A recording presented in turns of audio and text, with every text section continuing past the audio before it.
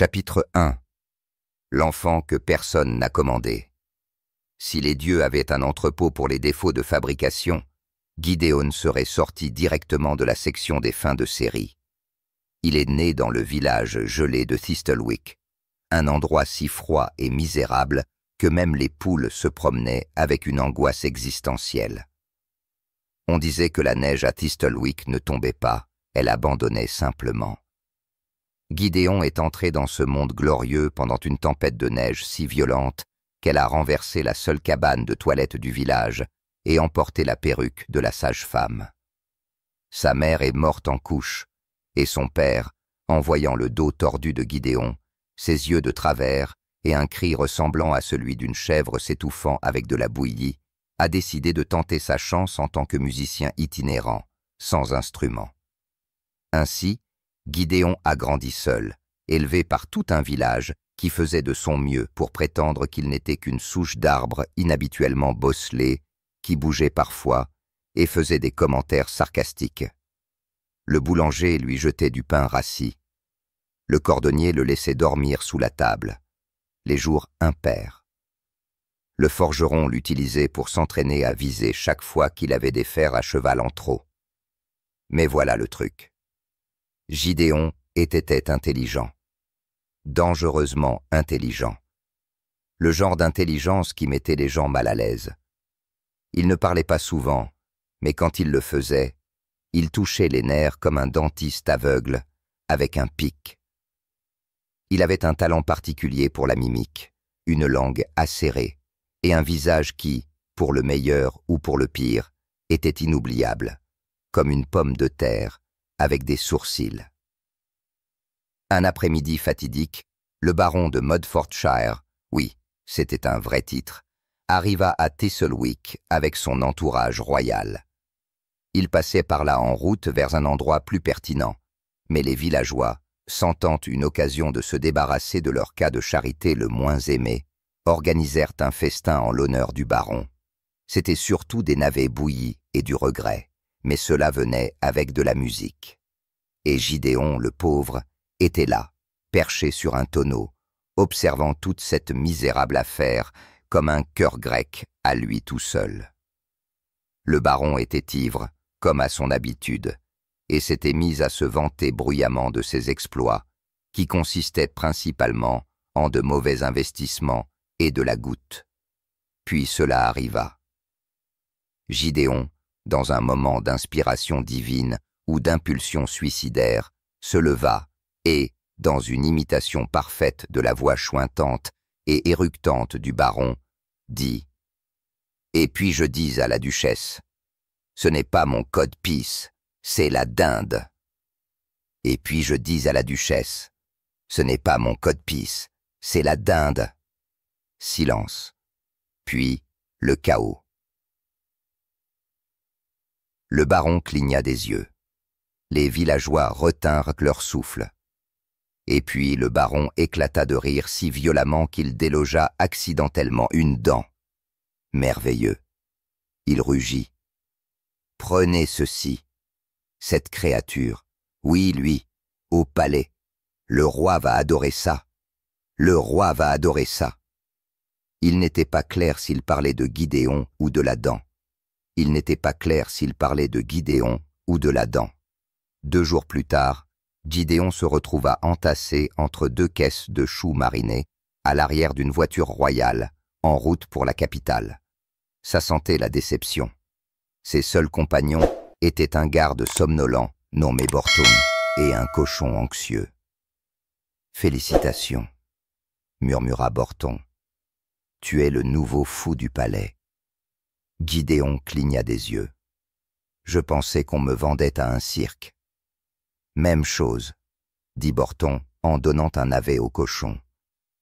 Lorsqu'ils atteignirent la capitale, un fouillis tentaculaire de tours, d'odeurs et de gens prétendant être importants, Gideon fut tiré de la charrette et conduit à travers une cour pavée de marbre et de rêves brisés. Des serviteurs avec des chapeaux ridicules fixaient. Les nobles se pinçaient le nez. Un garçon en soie lui lança une plume d'oie et cria « Danse, gobelin !» Danse, gobelin. Seulement si tu aboies comme ta mère, répondit Gidéon avec douceur. Cela ne lui a pas valu la sympathie de la noblesse. À l'intérieur du palais, Gidéon fut présenté à Mérec, le seigneur surveillant des divertissements, un homme dont la silhouette suggérait qu'il avait mangé 3 autres bouffons et possiblement un âne. « Tu es le nouveau, » dit Mérec, inspectant Gidéon comme un jambon gâté. « Tu es petit, moche et désagréable. »« Perfect. » Gidéon fit une révérence. « Vos compliments me flattent. »« Tais-toi, » dit Mérec, et lui lança un paquet de tissus. « Voici ton uniforme. » L'uniforme n'était pas tant un vêtement qu'un crime de mode. Jaune vif, vert vomi et rouge suspect en damier. Des cloches étaient cousues sur chaque bord, y compris sur des parties de l'anatomie qui ne devraient jamais tintinabuler. « C'est vibrant, » dit Gidéon, le retournant avec la même expression que l'on pourrait réserver à la découverte d'un rat dans la soupe.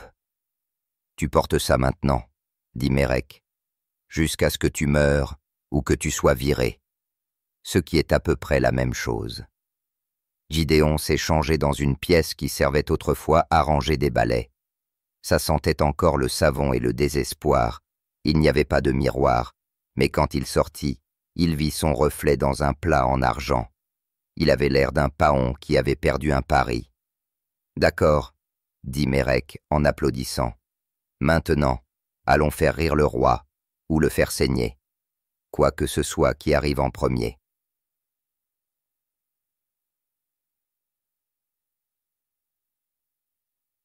La salle du trône était un espace cavernicole bordé de bannières, de pompes et de gens faisant semblant de s'apprécier. Au centre se tenait le roi Aldric l'Incerte, ainsi nommé parce qu'il ne prenait jamais de décision sans consulter 3 conseillers, un astrologue et son furet de compagnie, Lord Crumpet. Le roi avait l'air ennuyé.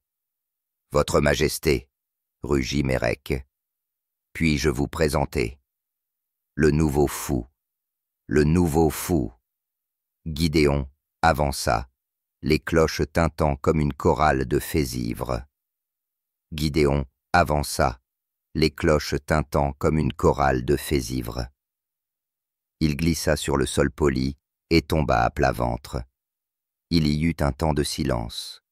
Puis le roi rit. Un rire aigu et haletant qui résonnait comme un éternuement dans une tombe. « Merveilleux !» Aldric s'écria. « Il tombe si naturellement.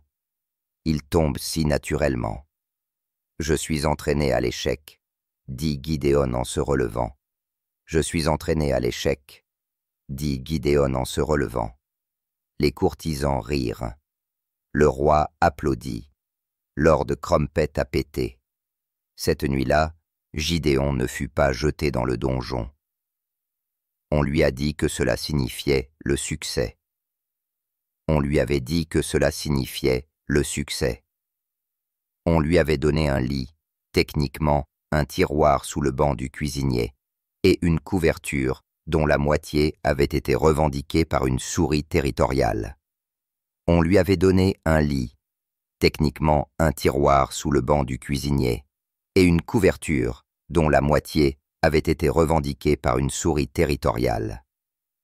La cuisinière, une femme musclée nommée Brunhilde, lui jetait parfois des croûtes de pain et des menaces de violence à parts égales. « Tu tiendras une semaine, » dit-elle joyeusement. « Merci, » répondit Gidéon. « C'est le plus longtemps que j'ai jamais tenu un emploi. » Alors qu'il était allongé dans le noir, enroulé autour de ses cloches comme un chat se cachant du jugement, Gidéon pensa au village, au baron, à la dent qui roulait probablement encore sur le sol de la taverne de Thistlewicke. Il était arrivé au palais.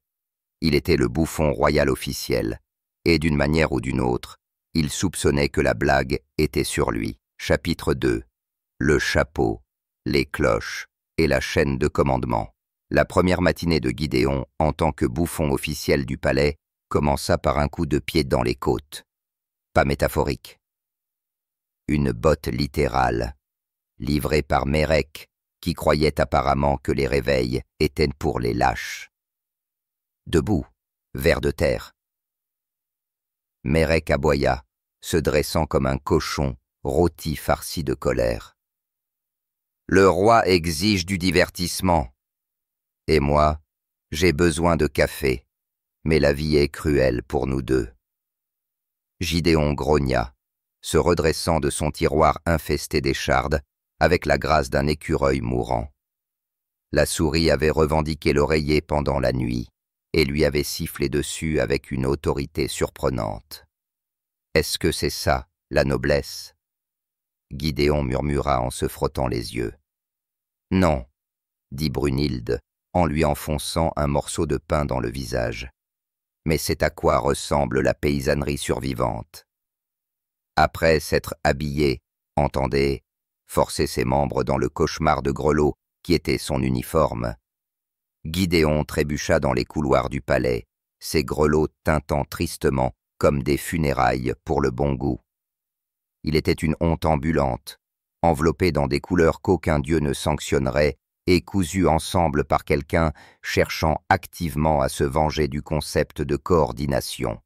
« Présente-toi » grogna Mérek, alors qu'ils entraient dans la petite chambre à l'extérieur des latrines du roi. Oui, la première représentation commandée de Gideon se ferait dans l'antichambre des toilettes royales, parce que rien ne dit prestige comme de l'humour forcé à côté de flatulence.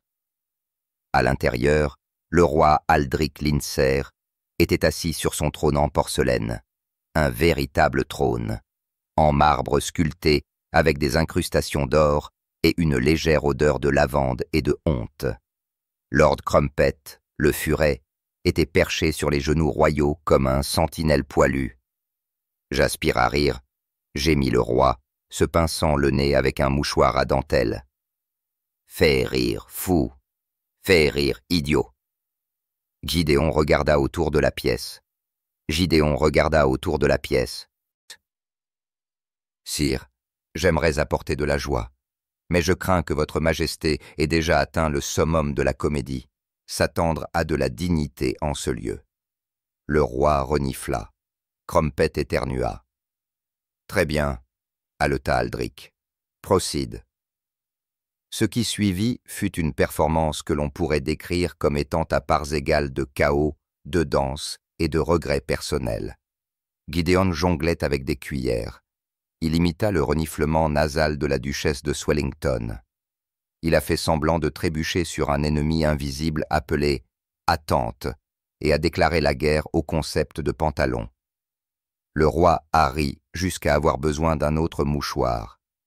Lord Crumpet s'évanouit d'excitation ou à cause des vapeurs. Gideon fut déclaré triomphant et reçut une tape sur la tête, une pièce brillante et une demi-banane. La banane fut plus tard prise par une noble dame de passage avec les mots « Les bouffons de cour ne devraient pas grignoter ». Cela dilue leur désespoir. Gideon a rapidement compris que ses devoirs étaient bien plus vastes que ce qui avait été annoncé. Il n'était pas seulement un bouffon, il était un stabilisateur d'humeur à plein temps pour la monarchie émotionnellement fragile. Il était convoqué pendant les repas, les disputes, les audiences judiciaires, les pendaisons pour la légèreté, et une fois pendant une répétition de couronnement où la couronne s'est coincée sur le nez de l'évêque. « Joue! Amusez-nous » crièrent les nobles. « Amusez-nous » alors qu'ils mangeaient leur 4e cuisse de oie rôtie et que Gideon essayait de ne pas crier intérieurement. Il avait appris à imiter la voix du duc Fenmore, qui avait un bégaiement, une claudication et le tempérament d'une mangouste acculée. Ça a fait rire. Cela lui a aussi valu une côte contusionnée le lendemain. Le timing, grogna Mérek en appliquant de la pommade sur le flanc de Gideon, c'est la différence entre une réplique brillante et se vider de son sang dans une écurie. Des mots à vivre, grogna Gideon. Tu ne vivras pas longtemps, ajouta Mérek, sans méchanceté. Le tribunal était un labyrinthe de sourires aigus et de chuchotements plus aigus encore. La cour était un labyrinthe de sourires aigus et de chuchotements plus aigus encore. Gideon devint une ombre avec des clochettes, flottant de chambre en chambre, attrapant des fragments de scandale et de complot, comme un papillon ivre recueillant des secrets. Il entendit parler de nobles couchant avec des caméristes, de caméristes faisant du chantage aux nobles, et de la malheureuse allergie aux poires de Lord Bevis qui n'était définitivement pas un accident. Il n'en répéta aucun, mais il en a transformé certains en blagues, subtiles, enveloppées dans des couches de métaphores et de bruits de pète. Les nobles riaient parce qu'ils reconnaissaient les vérités, mais seulement si elles étaient voilées juste assez pour leur permettre de faire semblant de ne pas les voir. « C'est le truc », expliqua Mérec une nuit, ivre de vin de prune et de regrets. « Tu n'es pas là pour dire la vérité. Tu es là pour danser avec elle, comme une chèvre ivre à un mariage, divertissante, déroutante et vaguement menaçante. »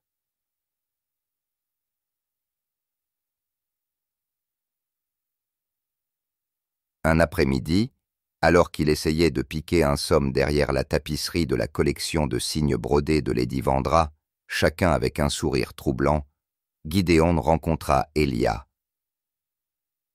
Elle était une servante de cuisine, probablement 17 ans, avec de la farine sur le nez et du sarcasme dans les yeux. « Tu es le bouffon, » dit-elle, équilibrant un plateau de tarte comme une déesse de la pâtisserie. « Non, » répondit Gideon, « je suis un philosophe incompris déguisé. » Tu portes des grelots aux genoux. La tragédie prend de nombreuses formes. Elle sourit en coin et lui offrit une demi-tarte. Ça avait le goût de la cannelle et du bonheur fugace. Après cela, ils se rencontraient souvent, dans les couloirs, les garde-manger, sous les tables pendant les banquets ennuyeux. Elle écoutait quand il fulminait contre l'idiotie de la royauté. Il l'écoutait quand elle décrivait combien de nobles ne savaient pas distinguer un poulet d'un canard, mais exigeaient quand même des œufs en or. Ce n'était pas tout à fait de l'amour, mais c'était dangereusement proche de la joie. « Tu ne devrais pas me parler autant, » dit Gideon une fois, mâchant du fromage volé. « Pourquoi ? Pourquoi ? Parce que je suis un imbécile. Parce que je suis un imbécile. Officiellement, publiquement pensé et contagieux. » Elle lui a embrassé la joue. J'ai eu des infections pires. Puis vint le grand incident de l'oie jongleuse. C'était un mardi, toujours un jour dangereux. Le cousin de la reine, Lord Empleforth, était venu à la cour avec une oie vivante en cadeau. Gideon, essayant de passer le temps avant l'arrivée du roi, décida de jongler avec la dite oie.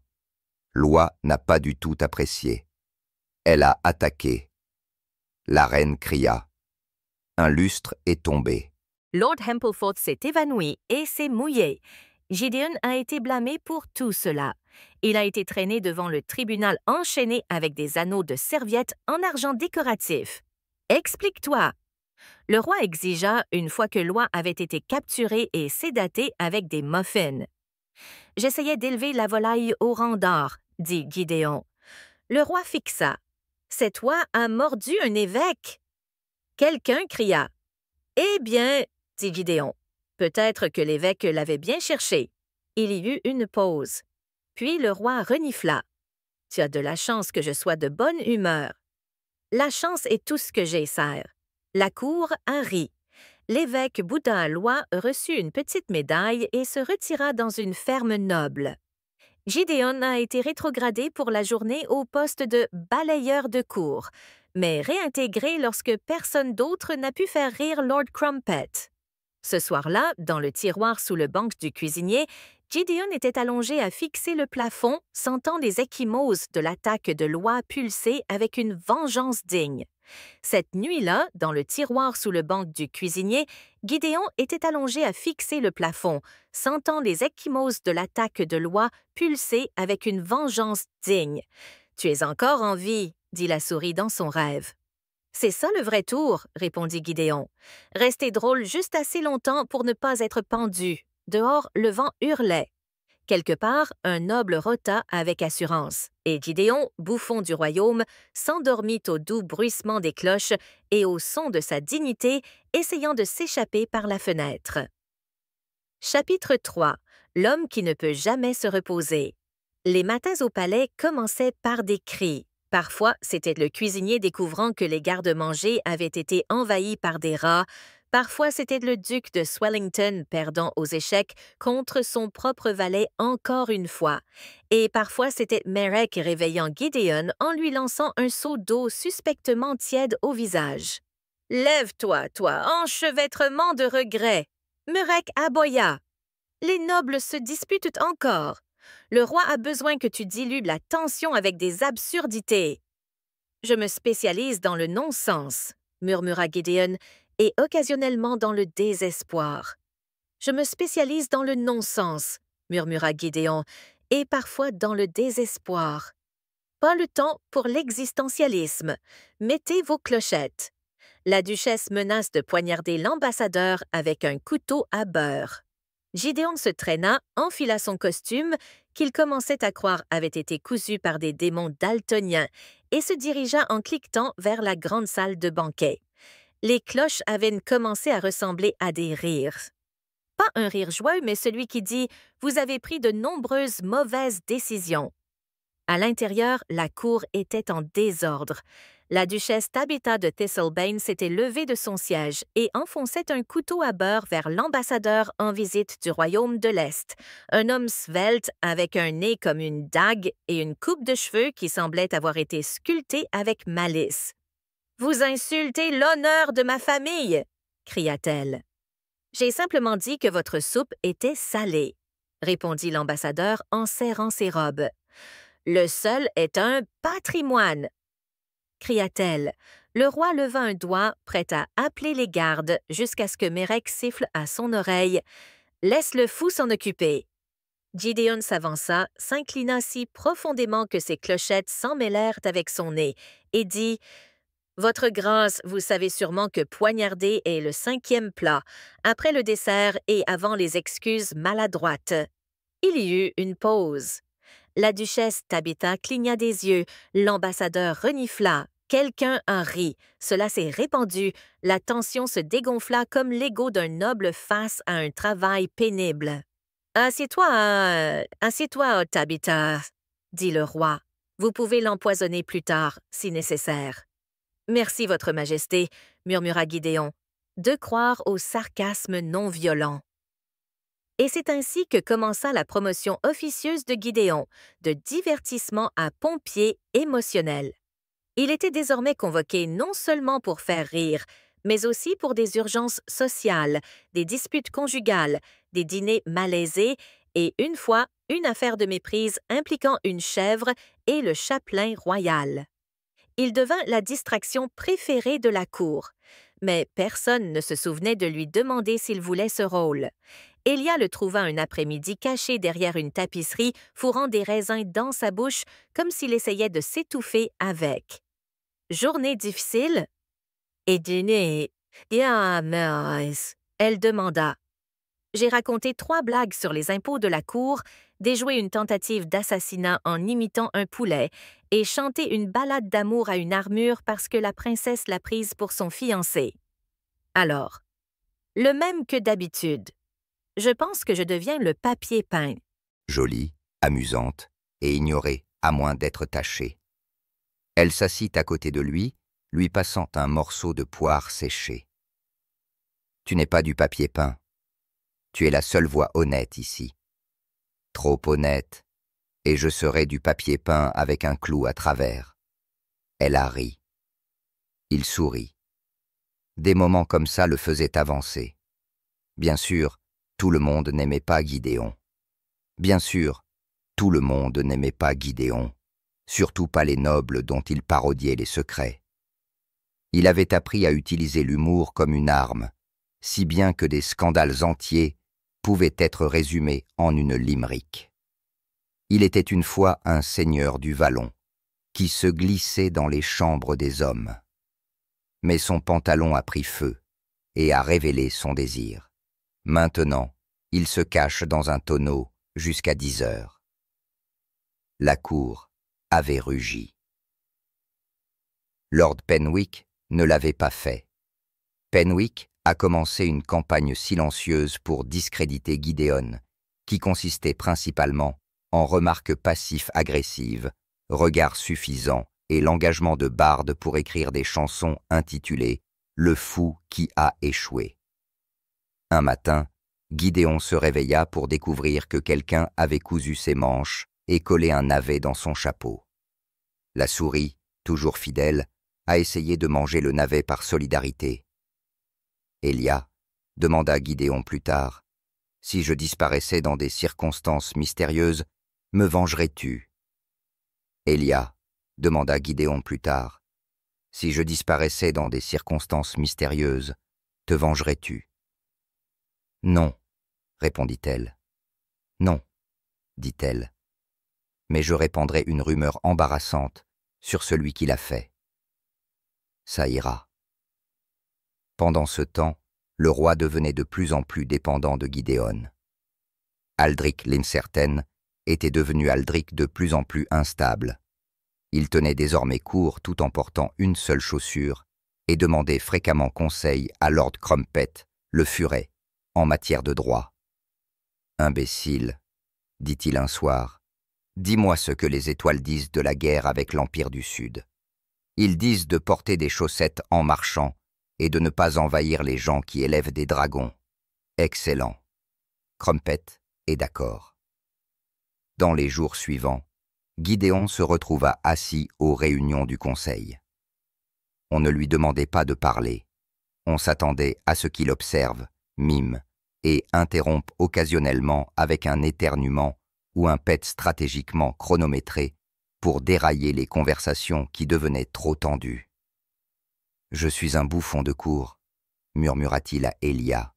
« Tu es une arme politique, » répondit-elle, « avec des cloches. » Une nuit, Gidéon fut convoqué dans les appartements privés du roi. Le roi était assis près du feu, portant une couronne qui avait glissé sur une oreille et des chaussettes qui disaient « Mardi » sur les 2 pieds.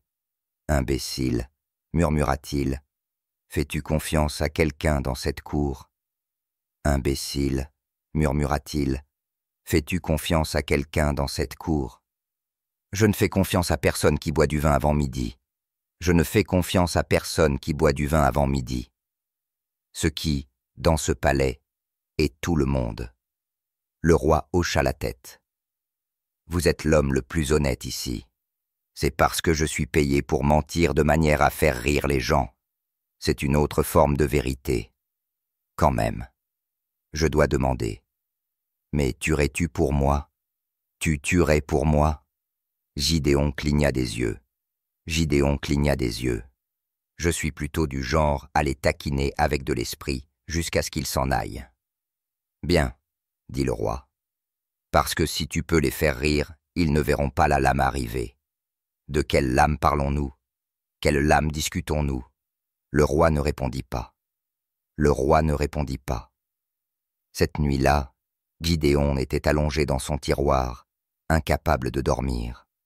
Même la souris était éveillée, faisant les 100 pas. « Et si je ne suis pas assez drôle demain ?» Gidéon murmura. « Alors ils riront de ton exécution, » dit la souris, encourageant comme toujours. La semaine suivante, Gidéon fut convoqué plus souvent. Le palais était un chaudron de nerfs. Des murmures de révolte se faisaient entendre. Elia l'avertit. « Il surveille tout le monde, surtout ceux qui parlent trop. Alors je devrais devenir muet. Alors je devrais devenir muet. Cela les confondrait. Cela les rendrait confus. Ça pourrait marcher. Gideon a essayé. Il a tenu 7 minutes avant de se moquer de la nouvelle perruque d'un noble, qui ressemblait à un raton laveur endormi. Puis vint le désastre du dîner. Un noble a fait une remarque raciste sur la langue de l'ambassadeur oriental. La tension monta. Les couteaux étaient à moitié levés. Gideon sauta sur la table, chanta une fausse chanson d'amour avec 10 accents, rejoua un duel de poules et termina en se versant du vin sur lui-même en criant « La paix est sexy, la paix, c'est sexy ». La salle éclata de rire. Le conflit s'est dissipé. Le vin coulait. Plus tard, seul dans le couloir, Mérek lui tapa dans le dos. « Tu as sauvé le dîner. Again. J'aimerais me sauver un jour. » Mérek grogna. « Pas dans ce boulot, tu ne le feras pas. » Ce soir-là, Gideon et Elia se sont rencontrés dans l'ancienne tour à laver. Cette nuit-là, Gideon et Elia se sont rencontrés dans l'ancienne tour à laver. C'était calme, abandonné, et ne sentait que faiblement le moisi et la royauté oubliée. « Je pense que je deviens quelqu'un que je ne reconnais pas, » dit Gideon. « Tu survis, » répondit Elia. « Ce n'est pas la même chose que de devenir. » Il regarda par-dessus les toits du palais. « Un jour, je veux être libre de cet endroit. » « Alors tu devras leur faire oublier qui tu es. » Il se tourna vers elle. « Tu m'oublierais ? Tu m'oublierais ? » « Non, dit-elle doucement. « Non, dit-elle doucement. Mais je mentirais à ce sujet si cela t'aidait à t'enfuir. » Ils ne parlèrent plus après cela. Les cloches étaient silencieuses, et pour une fois, Gideon ne se sentait pas comme un imbécile. Chapitre 4. Le rire d'un homme qui en sait trop. Le problème avec manier le rire comme une épée, c'est que tôt ou tard, quelqu'un va se sentir blessé. Et à la cour, les personnes qui se sentaient blessées possédaient généralement de véritables épées et n'hésitaient pas à les utiliser. Gideon était devenu un connaisseur de la tension à la cour. Il pouvait le sentir dans l'air, épais et entêtant comme un faisan trop cuit. La tension de cette semaine vous est apportée par des augmentations d'impôts, une petite famine, un grand scandale impliquant le chien de la reine et une calèche qui a mystérieusement explosé pendant la lune de miel d'un noble. « Votre présence est requise », grogna Mérek un matin en entrant à la hâte dans la chambre-bureau de Gideon et en lui lançant un petit oignon à la tête. « Est-ce que cela signifie que je suis convoqué ou assaisonné ?» Gideon demanda, esquivant l'oignon avec un succès modéré. Le petit déjeuner du roi a été interrompu par 3 nobles en duel et un chef pâtissier émotif. Corrigez-le. Le chef pâtissier a-t-il gagné? Le pâtissier a-t-il gagné? Émotionnellement? Émotionnellement, oui. Yes. Quelques instants plus tard, Gideon faisait son entrée dans la cour du matin, vêtu de sa cacophonie habituelle de couleurs et de clochettes, ressemblante à un homme qui aurait perdu un pari avec le destin. Lord Penwick, Lord Darnsworth et Lady Clear étaient dans un triangle d'indignation, chacun pointant du doigt de l'autre, et périodiquement le chef en larmes qui était assis dans le coin avec du glaçage dans les cheveux. Gideon applaudit une fois. Mesdames, messieurs et combattants culinaires, prenons tous une profonde inspiration et demandons-nous. Qui parmi nous n'a pas déclaré la guerre avant le café? Et prenons tous une grande respiration et demandons-nous. Qui parmi nous n'a pas déclaré la guerre avant le café? Le roi renifla. Le roi renifla. Lord Crumpet, toujours un furet, bâilla. Lady Clea siffla. Il a insulté ma panna cotta. Il a simplement suggéré qu'elle était plus ferme que la poignée de main de ma belle-mère, dit Penwick. J'ai simplement suggéré que c'était plus ferme que la poignée de main de ma belle-mère, dit Penwick. Cette femme pourrait écraser du granit, murmura Darnsworth. Gideon se mit entre eux. Résolvons cela de manière traditionnelle, par la danse interprétative. Il agita ses membres avec un abandon sauvage, ses clochettes tintant comme une chorale de tambourins ivres, culminant en une pirouette qui se termina avec lui, à plat ventre, à côté du gâteau. Silence, puis des rires. Le roi essuya une larme. La justice a été rendue, peut-être avec de la crème chantilly. La crise, comme beaucoup à la cour, avait été désamorcée non pas avec la raison, mais avec le ridicule, la spécialité de Gideon. Mais des fissures commençaient à apparaître, pas seulement dans le royaume, mais aussi en Gideon. Il était fatigué. Pas le genre de fatigue qui se résout avec du sommeil ou de la soupe, mais un épuisement profond. Le genre de fatigue que l'on ressent en souriant trop fort, trop longtemps. La cour avait cessé de le voir comme un homme. Il était une mascotte, un outil, un signe de ponctuation pour mettre fin aux conversations tendues. Il a commencé à entendre des murmures. « As-tu entendu ce que le fou a dit ? Tu as entendu ce que le fou a dit ? On dit qu'il sait tout. Ils disent qu'il sait tout. Il est dangereux. Dangereux. » Ce mot le suivait comme une mauvaise odeur. Elia l'avertit. « Tu es trop intelligent, trop observateur.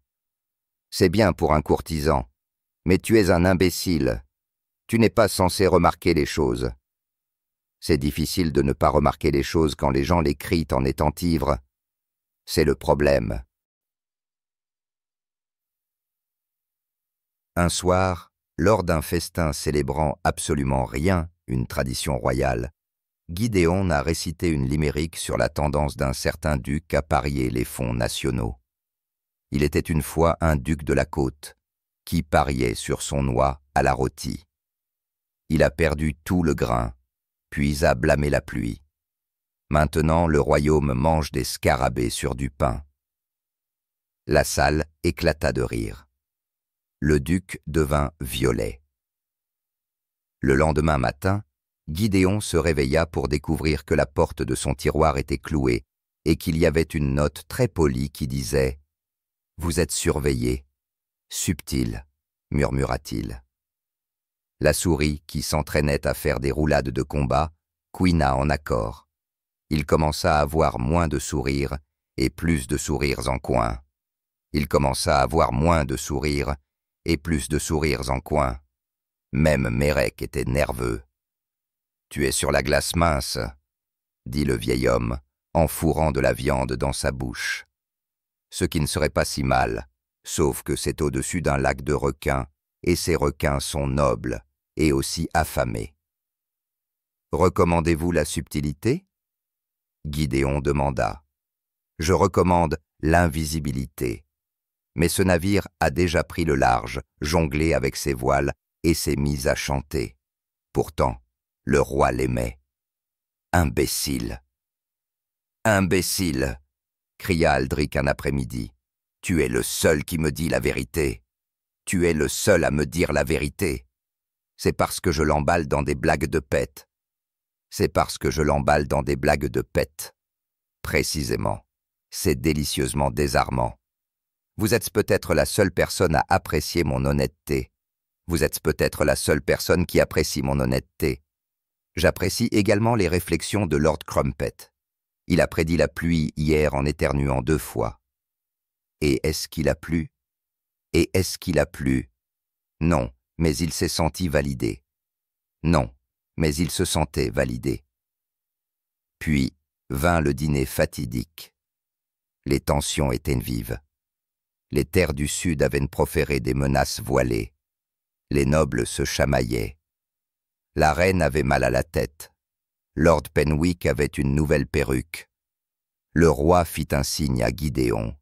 « Détends l'attention, mon arc-en-ciel de raison. » Alors Gideon a fait son numéro. Il a fait des imitations. Il chantait. Il parodiait la cour elle-même, légèrement, avec goût, fatalement. Il a imité l'accent de l'ambassadeur. Il jonglait avec des petits pains et les appelait « négociations budgétaires ». Il a récité un poème. « La cour est un feu, nous dansons et nous brûlons, mais dis un seul mot vrai, et ce n'est jamais ton tour. » Rire, puis le silence. Cela a duré trop longtemps. Penwick se leva. Je pense que le fou est devenu trop audacieux. Le roi avait l'air incertain. Pour la première fois, il hésita. Gideon s'inclina théâtralement. N'ayez crainte, monseigneur. Je me contenterai de lécher des bottes et de polir des égaux avec mon visage. Les gens ont ri, mais avec malaise. Cette nuit-là, Mérec lui rendit visite.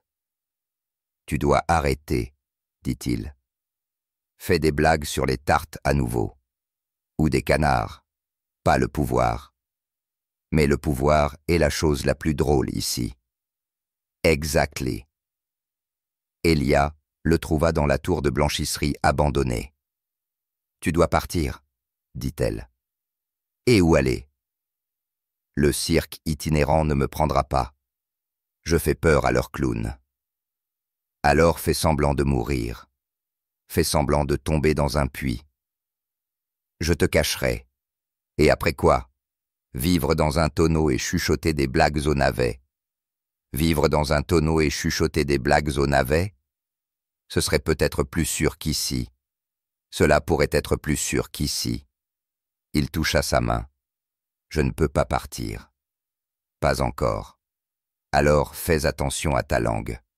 Je l'ai mordue pendant des années. C'est presque un passe-temps maintenant. Ils s'enlacèrent. Dehors, le tonnerre grondait. À l'intérieur, Gideon sentit quelque chose se fissurer, non seulement dans le royaume, mais en lui. Il n'était plus seulement le fou. Il était la vérité déguisée. Et la vérité, à la cour, avait une durée de vie très courte.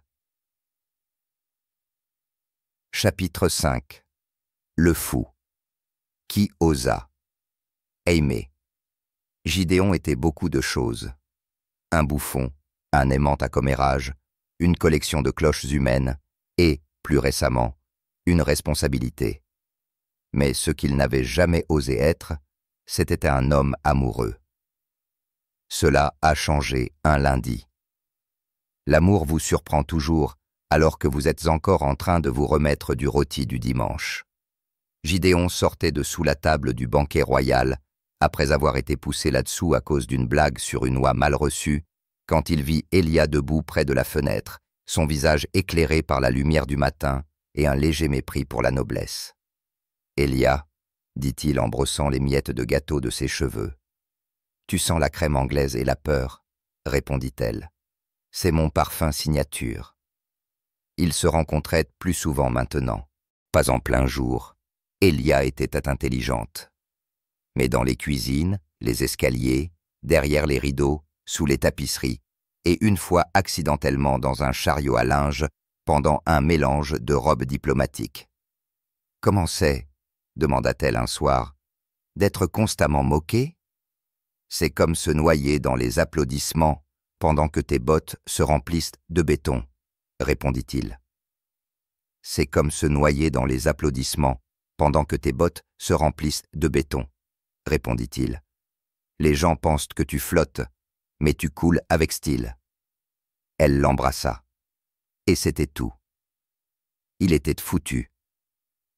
Bien sûr, l'amour au palais était aussi sûr que jongler avec des couteaux enflammés tout en se tenant sur un lustre instable en verre de sucre. Bien sûr, l'amour au palais était aussi sûr que jongler avec des couteaux enflammés tout en se tenant sur un lustre instable en verre de sucre.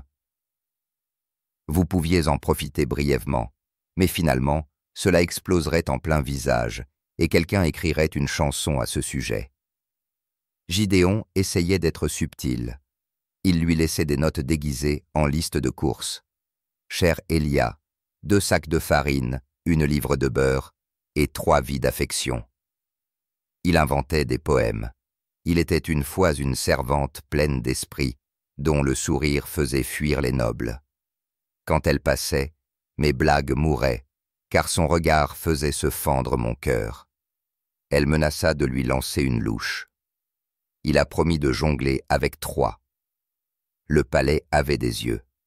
Mais le palais avait des yeux, et des oreilles, et des valets extrêmement curieux qui les ont accidentellement surpris en train de s'embrasser derrière un fût de vin. Le lendemain matin, tout le monde était au courant. Le fou était amoureux. Avec une servante. Scandaleux. Fraternisation. Possiblement contagieux. Lord Penwick. Impensable. Lady Clia. Il a des sentiments. Je pensais qu'il était une propriété. Duc d'Arnsworth. Peut-il même ressentir de l'amour? Je pensais que les bouffons étaient élevés dans des tonneaux. Mérec tira Gideon à l'écart. « Tu n'es pas un homme pour eux, » grogna-t-il. « Tu es un bruit. Une couleur. Une chose. Tu n'as pas le droit d'aimer. »« Je n'ai pas demandé la permission, » dit Gideon. « C'est pire. » La reine a convoqué Elia. Ce n'était jamais bon quand la reine vous convoquait. Soit vous partiez promu à un endroit lointain, soit vous ne partiez pas du tout. La reine, connue pour son terrifiant sens du calme, offrit à Elia un nouveau poste dans le domaine de l'Est. Loin, très loin. Une coïncidence, sûrement. Elia est revenue cette nuit-là, pâle et silencieuse. Elle a fait ses bagages sans dire un mot. « Tu pars ?» Gideon demanda. « Je dois. »« Tu ne veux pas. »« Non. Mais j'aimerais vivre au-delà de 30 ans. » Ils s'embrassèrent comme si c'était la dernière page d'une histoire. Et peut-être que c'était le cas. « Je te trouverai, » dit-il. « Je ferai semblant de ne pas me retourner, » mentit-elle. Le lendemain, elle était partie, et le palais était silencieux d'une manière que le rire ne pouvait pas réparer. Et le palais était silencieux d'une manière que le rire ne pouvait pas réparer. Gideon continuait à jouer. Gideon a quand même joué. Il racontait des blagues. Il racontait des histoires. Il jonglait avec son chagrin aux côtés de couteaux et de petits pains. Mais le tribunal pouvait le sentir. Quelque chose en lui avait changé. Il ne dansait plus. Il traînait. Il ne s'inclinait plus. Il se plia comme une épée rengainée. « Ramenez le fou drôle !» Ils ont crié. « Celui-ci est trop aiguisé.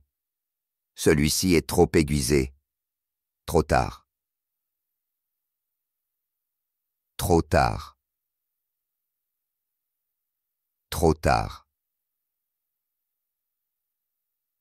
Une nuit, Gideon a joué pour une délégation des îles de l'Ouest. Une nuit, Gideon a joué pour une délégation des îles de l'Ouest. Pour la plupart, c'était une comédie. Pour ceux qui écoutaient attentivement, c'était une confession. Il chanta l'histoire d'un homme qui portait une couronne de cloches, qui tomba amoureux d'un fantôme, et qui jonglait maintenant avec un chagrin d'amour, tout en arborant un sourire si grand qu'il en était douloureux à porter. Le public a ri, puis on pleurait, puis a ri à nouveau, confus et mal à l'aise. Le roi applaudit. Brillant. Il a inventé la tragicomédie, cria-t-il. Il a inventé la tragicomédie. Il a inventé la tragicomédie. Moi, j'appelle ça de l'évasion fiscale émotionnelle, répondit Gideon. Je l'appelle évasion fiscale émotionnelle, répondit Gideon. Cette nuit-là, il retourna à son tiroir. Il n'a pas dormi. Il fixait la souris. Elle est partie. murmura-t-il. La souris cligna des yeux. Tu as raison, dit Gideon. Je ne suis pas le seul à l'avoir perdue. Toi aussi. Elle t'a nourri de miettes. Ils ont partagé un moment de deuil silencieux autour d'un morceau de fromage rassis. Des rumeurs ont commencé à circuler. Les rumeurs ont commencé à circuler. Que le fou était devenu fou, qu'il murmurait des noms dans l'obscurité, que ses blagues contenaient désormais des prophéties. La cour commença à le craindre. Et le danger d'être crainte à la cour. Cela signifiait que les gens commençaient à faire des plans. Les intrigues se sont intensifiées. Les poignards se sont aiguisés. Les sourires s'élargirent en temps rictus de loup. Et à travers tout cela, Gideon jonglait. Toujours souriant. Toujours en train de performer. Toujours en attente du jour où la vérité, ou l'amour, ou l'épée, peu importe laquelle viendrait en premier, tomberait enfin. Chapitre 6. Le dernier acte commence.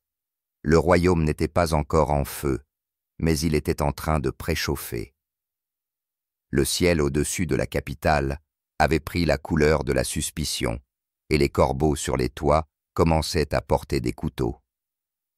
C'est ainsi que Gideon le décrivait, en tout cas, alors qu'il était assis sur le bord du parapet, à lancer des cailloux sur les têtes des nobles qui passaient. « Une pièce pour tes pensées ?» Mérec grogna derrière lui. « J'accepte seulement les pots de vin maintenant. Les pensées sont dangereuses. Tu vas mourir, imbécile. » « Probablement. Mais je veux que mon dernier acte ait un éclairage décent. » Mérec soupira. « Le roi veut que tu te produises au banquet de la paix du printemps. »« Oh, splendide !» murmura Gideon. « Une célébration de la paix organisée par des gens qui empoisonnent le thé des autres. » Banquet de la paix du printemps, une tradition plus ancienne que le bon sens, dans laquelle tous les nobles prêtaient allégeance, renouvelaient les alliances et faisaient semblant de ne pas avoir soudoyé les valets des autres. Les tables étaient garnies d'or, des signes farcis de dattes et des coupes remplies d'une paranoïa très coûteuse. Gideon devait clore la soirée par une performance, un honneur généralement réservé aux prophètes ou aux musiciens. Mais le roi insista. « Seul Gideon peut lire l'ambiance, » déclara-t-il. Gideon était trop fatigué pour rire. La nuit est arrivée. La nuit est arrivée. Il était vêtu de nouveaux vêtements, un rouge profond et de l'or. Moins bouffon, plus magicien de cour. Mais les cloches restèrent. Toujours les cloches. Mérec le regarda et dit « Tu as l'air du fantôme de la comédie passée. » « Je me sens fantomatique. » La salle était bondée, noble brillant de graisse et de soie. La reine dans sa plume de paon. Le roi, déjà à moitié ivre, caressant son furet. Et Gideon attendait dans l'ombre, fixant le rouleau dans sa main. Il avait écrit quelque chose de audacieux, trop audacieux. La souris avait rongé un coin, comme pour le prévenir. « C'est l'heure du spectacle », grogna Mérec en le poussant en avant. La foule se tut alors qu'il entrait dans la lumière. Il s'inclina, lentement, avec poids. Et puis, il a commencé. Il a commencé par une blague sur la guerre. La guerre est comme un banquet, cher, exagéré, et surtout rempli de gens qui prétendent savoir ce qu'ils font avec une fourchette. Rire. Puis une histoire sur un fou qui a sauvé un royaume en murmurant la vérité en plaisantant, qui n'était aimé de personne, mais dont tout le monde se souvenait. Plus de rire. Et puis, le silence. Il a lu son poème. J'ai dansé pour des rois avec des couronnes brisées, pour des reines qui pleurent derrière leurs robes. J'ai jonglé avec des mensonges. J'ai embrassé le déshonneur. J'ai porté vos vérités sur mon visage. Mais Marqué se fout au sourire aiguisé. La vérité n'est pas à révéler, elle est enfermée à l'intérieur. Et quand cela se brisera, ô noble chair, vous souhaiterez avoir prêté l'oreille au fou. La pièce ne respirait pas. Puis le roi a ri. C'était trop fort, trop soudain. Il a applaudi. Merveilleux, merveilleux. Gidéon s'inclina de nouveau. Gidéon s'inclina à nouveau. La reine le fixa comme s'il venait de manger la couronne. Lord Penwick murmura. Puis le duc d'Arnsworth. L'air était une ruche de chuchotements. Ce soir-là, Gidéon retourna à son tiroir. Cette nuit-là, Gidéon retourna à son tiroir. Il n'y avait pas de souris. Il y avait cependant une note. Pas de signature. Juste 4 mots. Tu as parlé. Préparez-vous aux conséquences. Il a brûlé la note. Lentement. Il ne dormait pas. 2 nuits plus tard, Mérec le secoua pour le réveiller. « Tu dois venir maintenant. » À un autre banquet. Aux caves. Now. Il a suivi. Descendant past les cuisines, à travers des portes de pierre, dans le sous-palais où les secrets étaient empilés comme des fûts de vin. Elia était là. Gidéon a cessé de respirer. Elle est de retour. Elle est de retour. Pas exactement, dit Mérec. Pas exactement, dit Mérec. Elle a été introduite clandestinement par « peu importe ». Elle est ici parce que tu es à court de temps. Elia courut vers lui. Ils s'accrochèrent l'un à l'autre comme 2 idées trop dangereuses à dire à voix haute. « Je devais revenir, dit-elle. Ils vont te tuer. Je sais, murmura-t-il. Ils t'ont désigné comme une menace pour le moral. Une accusation exacte. Mérec interrompit. Je peux te sortir de là, à travers les tunnels à vin. Mais une fois que tu y es allé, tu ne peux pas revenir. Gidéon regarda Elia. Il me reste une représentation. Gidéon, j'ai besoin de finir l'histoire. Mérec grogna. Tu es un putain de fou. Je suis un imbécile, dit Gidéon. C'est notre travail. Le lendemain, le palais se réveilla pour trouver le bouffon de la cour assis sur le trône. Pas gouverné, posé. Quand le roi arriva, il cligna des yeux. Qu'est-ce que c'est? Qu'est-ce que c'est? Un aperçu, répondit Gidéon. Un aperçu, répondit Gidéon. De ce qui se passe quand personne ne te remet en question. Je devrais te faire exécuter. Vous devriez m'écouter. Il se leva. Votre Majesté, votre cour est une collection de miroirs ne reflétant que les uns les autres. Vous pensez voir la vérité, mais tout ce que vous voyez, c'est ce que vous voulez. Des soupirs. Vous vouliez un imbécile. Vous avez eu un prophète en peinture, et maintenant, vous n'aimez plus la vision. Le roi se leva. Enough. Les gardes s'approchèrent. Gidéon écarte les bras. L'acte final commence.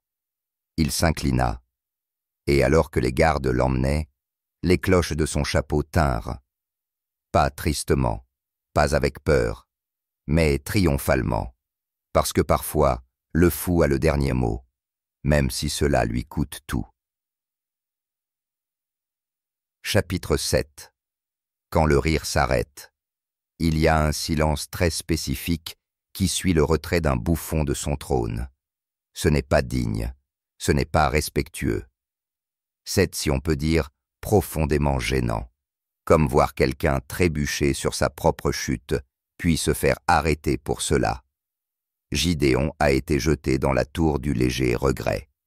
C'était autrefois la tour de la mort inévitable, mais des préoccupations de marketing avaient adouci le titre au fil des ans. Les murs était épais. L'air sentait le désespoir humide et les vieux biscuits. Le seul meuble était un lit de paille, un seau rouillé et un rat nommé Chancelier Wiggles. Sa première visiteuse fut Lord Penwick. « Tu l'as enfin fait », dit Penwick, le nez en l'air, l'expression satisfaite. « La cour a voté. Vous serez jugé pour avoir sapé le décorum royal. » Je pensais que mon crime était la trahison basée sur la rime. Ça aussi. Et la sédition avec une touche de métaphore? Nous avons mis à jour les accusations pour inclure le terrorisme poétique. Gideon cligna des yeux. Ce n'est même pas une chose. Ça l'est maintenant. Penwick est parti, laissant derrière lui un petit rouleau intitulé « Comportement approprié pour les animateurs décoratifs ». Gideon l'a utilisé pour boucher un trou dans le mur. Le procès était prévu 3 jours plus tard, ce qui donnait au palais amplement le temps de se décorer, d'inviter des invités et de répéter la scène où il feignait d'être surpris par le verdict. Le procès était prévu 3 jours plus tard, ce qui donnait au palais amplement le temps de se décorer, d'inviter des invités et de répéter la partie où il faisait semblant d'être surpris par le verdict. Elia réussit à se faufiler dans la cellule déguisée en moine, livrant du chou sacré. « Tu as l'air horrible, » dit-elle en retirant sa capuche. « Je vise le martyr tourmenté, » répondit Gideon. « Trop? Trop. Juste ce qu'il faut. Juste la bonne quantité. Quel est le plan? Quel est le plan? Il n'y en a pas. Il n'y en a pas. Tu as toujours un plan. Cette fois, j'ai une finale. » Il lui tendit une note. « Qu'est-ce que c'est? » « Une blague. Un que je raconterai au procès. Assure-toi que quelqu'un l'entende. » « Pourquoi? Pourquoi? Parce que parfois, une seule blague est plus forte que 1000 épées. Parce que parfois, une seule blague est plus forte que 1000 épées. Tu vas te faire tuer. Probablement. Mais imagine la suite. Elle l'embrassa à travers les barreaux. Le chancelier Wiggles applaudit poliment. Le procès s'est tenu dans la grande salle de la justice sélective. Le procès s'est tenu dans la grande salle de la justice sélective. Tout le monde était là. Nobles, envoyés étrangers, marchands de vin et plusieurs chats qui s'étaient égarés par accident. Le roi était assis à la tête, essayant de paraître grave tout en grignotant une cuisse de dinde. La reine s'assit à côté de lui, ressemblant à une statue entièrement faite de désapprobation. Gideon fut amené, sans entrave mais portant son costume complet de bouffon. Les clochettes tintaient comme des papillons nerveux. « Imbécile, » dit le juge, « vous êtes accusé de subvertir la couronne par la satire. » « Comment plaidez-vous? Comment plaidez-vous? » « Avec des jeux de mots, » répondit Gideon. « Avec des jeux de mots, » répondit Gideon. Des soupirs. Mérec se frappa le front. Le juge continua. « Niez-vous avoir insulté Sa Majesté avec votre performance au banquet? Je n'ai fait que décrire ce qui était déjà vrai. J'ai simplement décrit ce qui était déjà vrai. Si c'est une insulte, alors la vérité elle-même est une trahison. » Des soupirs, cette fois accompagnés de murmures. Lord Darnsworth se leva. « Ce bouffon est devenu un miroir, et nous n'aimons pas ce que nous voyons. Ce bouffon est devenu un miroir, et nous n'aimons pas ce que nous voyons. » Gideon s'inclina. Gideon s'inclina. « Merci. C'est la plus belle chose que quelqu'un ait jamais dite à mon sujet. » Le roi se leva. « Assez. Je ne serai pas moqué dans ma propre cour. » Gideon leva la main. « Avant que le jugement ne soit rendu, puis-je raconter une dernière blague? Avant que le jugement ne soit rendu, puis-je raconter une dernière blague? » La salle se tendit. Le hall se tendit. La permission était accordée. Il se racla la gorge. Il était une fois un roi qui craignait la vérité. Alors il engagea un fou pour le cacher. Mais le fou, étant un fou, continuait de trébucher sur les mensonges jusqu'à ce que toute la cour éclate de rire. Et quand le roi demanda pourquoi personne ne le respectait plus, le fou répondit « Parce que vous avez fait une blague de la justice, et vous avez oublié que la chute, c'était vous. » Silence mortel, puis des rires. Une voix au début, celle d'Elia, venant de l'arrière, puis une autre, puis un autre, jusqu'à ce que la pièce en résonne. Pas de joie, pas de mépris, reconnaissance. Le visage du roi devint pâle. Emmenez-le. Les gardes s'approchèrent, mais plus lentement cette fois. Quelque chose avait changé. Ce soir-là, Gidéon était assis dans sa cellule, meurtri mais souriant. Cette nuit-là, Gidéon était assis dans sa cellule, meurtri mais souriant. Elia revint, cette fois déguisée en dompteuse de souris. « Belle touche, » dit Gidéon. « Je suppose que le chancelier Wiggles a donné son aval pour toi. En quelque sorte, je l'ai soudoyé avec un raisin. » Elle a déverrouillé la porte. « Allez. Ils ne te tueront pas maintenant, mais ils t'oublieront. Partons avant que l'oubli ne commence. Où irons-nous? Quelque part sans trône, ou de dinde. » Il se leva, et pour la première fois depuis des années, il a enlevé le chapeau de bouffon. Plus de clochettes, plus de laisse. Juste l'homme sous la joie, et ensemble, ils disparurent dans la nuit, ne laissant derrière eux que des murmures. Chapitre 8. La mort d'un imbécile. Il n'y a que deux façons pour un fou de quitter un palais, en carrosse de velours ou en charrette en silence. Gidéon avait choisi une troisième option, à pied, par les égouts, déguisé en assistant d'un dresseur de souris, ce qui était légèrement moins glamour mais nettement plus efficace. Lui et Elia passèrent les portes, franchirent les murs de la ville et se dirigèrent vers les collines. Là, l'air sentait l'herbe et les mauvaises décisions. « Penses-tu qu'ils vont nous poursuivre » Elia demanda. « Éventuellement, » dit Gidéon, « mais espérons-le après le brunch. » Pendant un temps, ils étaient heureux, ou du moins, ils n'étaient pas activement traqués. Ils s'installèrent dans une ville si petite que son nom officiel était simplement « près de cette rivière ». Gidéon devint une sorte de professeur. Ses leçons étaient peu orthodoxes. « Enfant, » annonça-t-il le premier jour, « le sujet d'aujourd'hui est les métaphores subversives sur les volailles. » Le maire n'était pas impressionné, mais les enfants l'adoraient.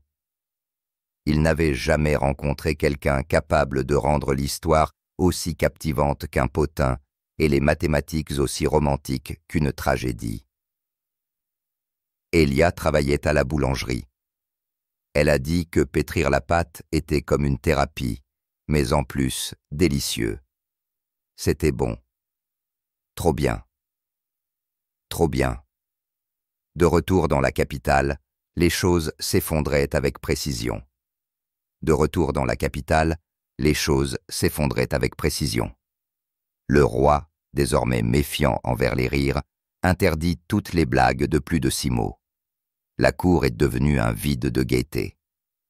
Même Lord Crumpet, le furet, aurait apparemment filé avec un cirque. Finalement, les murmures ont recommencé. Vous vous souvenez du fou? Tu te souviens du fou? Il a dit que ça finirait comme ça. Il a dit que ça finirait comme ça.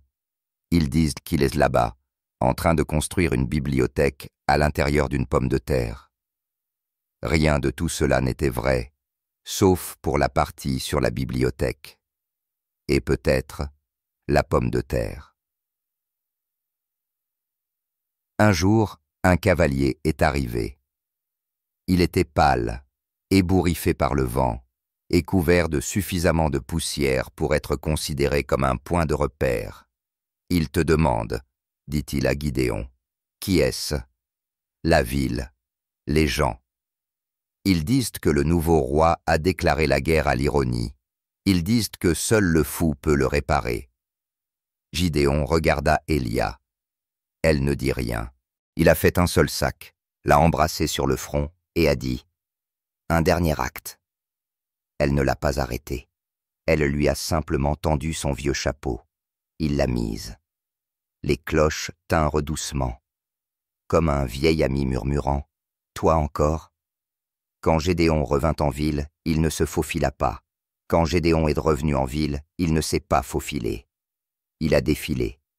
Il est passé par les portes, jonglant avec des pommes et des insultes. La foule a éclaté. Les rires secouèrent les ruelles. Les nobles se baissèrent. Les enfants applaudissaient. Mérec pleura dans son vin.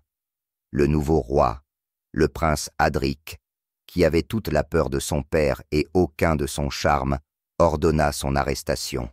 « Amenez-moi le fou! Amenez-moi le fou !» cria-t-il. « Lequel ?» Quelqu'un a répondu. Les gardes hésitèrent. Même eux avaient manqué le rire. Alors Gidéon marcha droit dans la salle du trône. Pas d'armes, juste des mots. « Votre Majesté, » dit-il, « puis-je jouer une dernière fois ?»« Votre Majesté, » dit-il, « puis-je jouer une dernière fois ?» Le roi se moqua. Le roi se moqua. « Quoi? Tu penses pouvoir changer le monde avec des blagues? Quoi? Tu penses pouvoir changer le monde avec des blagues? Pas le monde, dit Gidéon. Pas le monde, dit Gidéon. Juste cette pièce. Il s'avança et commença à parler. Il racontait des histoires, non pas sur des rois, mais sur des boulangers. Pas de pouvoir, mais de perte. Pas de fou, mais de la vérité déguisée en guenille. Les gens pleuraient, les gens ont ri. Le roi cria. « Faites-le taire! Faites-le taire !» Les gardes ne bougèrent pas. Les gardes ne bougèrent pas. Gidéon s'inclina. « Et c'est ainsi, mon roi, que vous perdez tout, quand plus personne ne rit avec vous. » Le roi se jeta en avant. Une dague scintilla. Et tout à coup, le dernier fou de la cour tomba. Il est mort en souriant. Pas parce qu'il était heureux, mais parce qu'il avait terminé l'histoire.